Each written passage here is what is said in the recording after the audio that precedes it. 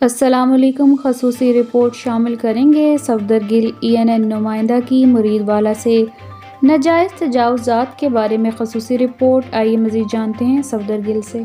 जी हाँ, बिल्कुल। इस वक्त मैं खड़ा हूँ शहर मुरीदवाला में और आप देख सकते हैं यहाँ पर नाजायज़ तजावुज़ात हैं।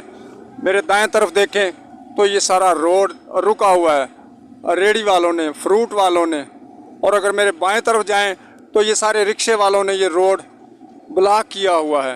अगर आप कैमरामैन के पीछे जाएं तो यहाँ पर मेन रोड आता है। यहाँ पर इंसानों का पैदल जाना भी मुश्किल है। आजकल गन्ने का सीज़न है, गन्ने के ट्राले जब आते हैं तो पैदल आने जाने में भी दुश्वारी होती है। अब देख सकते हैं ये गाड़ी भी रुक गई है कि यहाँ पर गुज़रना मुश्किल होता है। यहाँ पर जानवर, इंसान, गाड़ियाँ, ट्राले सब आते हैं और आना जाना मुश्किल होता है। यहाँ पर कोई पुलिस नहीं है, कोई ट्रैफिक का इंतज़ाम नहीं है, ट्रैफिक इंतज़ामिया नहीं है, यहाँ पर पुलिस का कोई बंदा नहीं है।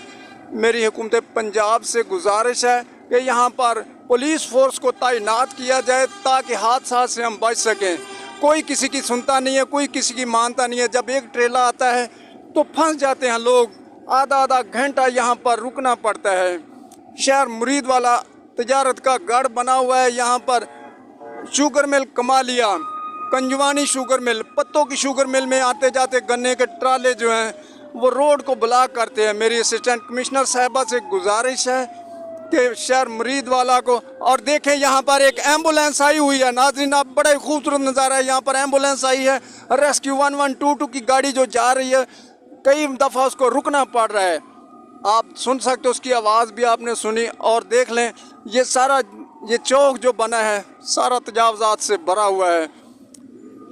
मेरी हुकूमत पंजाब से फिर रिक्वेस्ट करता हूँ, मेरे शहर मुरीदवाला को एक मिसाली मुरीदवाला बनाया जाए ताकि यहाँ पर आने जाने में सहूलत हो जाए।